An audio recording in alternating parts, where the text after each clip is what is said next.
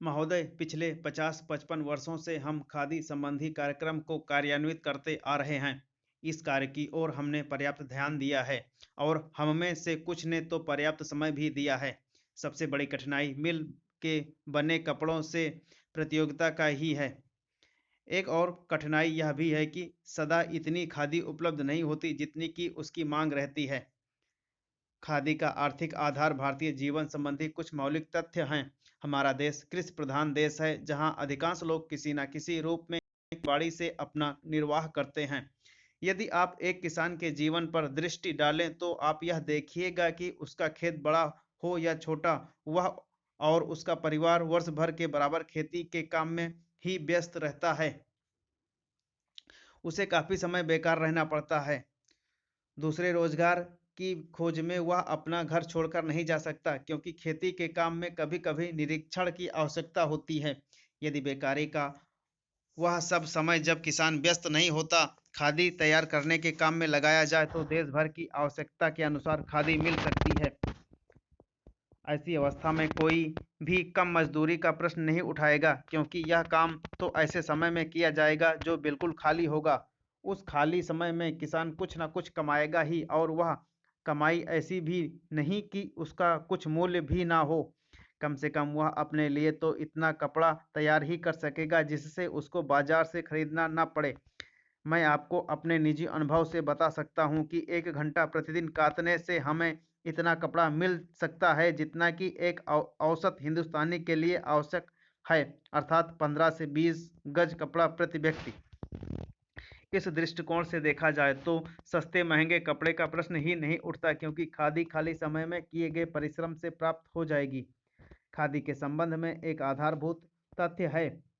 हम जानते हैं कि आदमी सदा काम नहीं करना चाहता। कभी-कभी उसे खाली बैठे रहना ही अच्छा लगता है। परंतु इन सब कठिनाइयों के अतिरिक्त मैं सोचता हूँ कि खादी का प्रचार और विस्तार असंभव नहीं है। अतीत में गांधी जी ने खादी आंदोलन को आरंभ किया। महोदय, उस समय हमारे देश के प्रशासन से कोई संबंध नहीं था। तब अंग्रेजी राज था। आज मैं इस शुभ काम में सम्मिलित हो सका, इसको मैं अपने लिए सौभाग्य समझता हूँ। जैसा अभी कहा गया, आप जिन आयुर्विज्ञान कॉलेज और कैंसर संस्थान की स्थापना करने जा रहे हैं, ये दोनों संस्थाएं अपने ढंग की बहुत बड़ी और ऊंचे दर्जे की संस्थाएं होने वाली हैं। मैंने सुना है कि उनमें विभिन्न विभाग होंगे जिनमें विद्यार्थियों को ऊंचे प्रकार की शिक्षा मिलेगी, और जहां अच्छे से अच्छे चिकित्सक रखे जाएंगे जो शिक्षा देने के साथ साथ गरीब से गरीब का और बुरे से बुरे रोग की चिकित्सा भी किया जा करेंगे। सभी आयुर्विज्ञान कॉलेजों में यही स्थिति होती है कि जो वहाँ पढ़ाते हैं वे रोगियों को भी देखते हैं, और वहाँ के विद्यार्थी भी पढ़ने के साथ साथ रोगियों को देखते हैं। इस प्रकार उनको साथ ही साथ व्यवहारिक ज्ञान भी मिलता जाता है। जिस संस्था में जितने अच्छे शिक्षक होंगे, उस संस्था से विद्यार्थी उतने ही अच्छे निकल सकते हैं।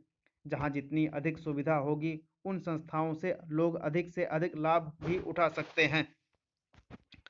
आजकल यह एक आश्चर्य की बात है, पर बात सही है कि संसार में विज्ञान में बहुत प्रगति कर रहा है, विशेषकर औषध तथा चिकित्सा के संबंध में।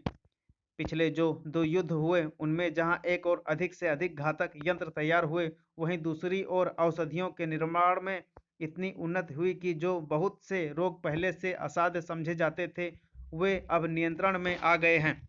इससे फल यह निकलता है कि विज्ञान की प्रगति में कोई दोष नहीं है। इस प्रगति से जो जैसा लाभ उठाना चाहते हैं, उठा सकते हैं। यह मनुष्य पर निर्भर है कि उस विद्या से लाभ उठाए या उसे हानिकारक बनाए। यह आश्चर्य और दुख की बात है, जहां एक ओर इस विज्ञान द्वारा आज इतने लोगों को भयंकर से भयंकर रोगों से मुक्ति मिल रही है, वहां उसी विज्ञान द्वारा लोगों का जीवन संकट में हो गया है। हम चाहते हैं कि हमारे देश के वैज्ञानिक, चाहे वे किसान, विज्ञान के किसी भी क्षेत्र में काम करते हों, इस बात को सदा अपने ध्यान में रखें कि यदि विज्ञान का कुछ अर्थ हो सकता है तो वह सेवा होना चाहिए, न कि विनाश। तभी भावी प्रगति होगी।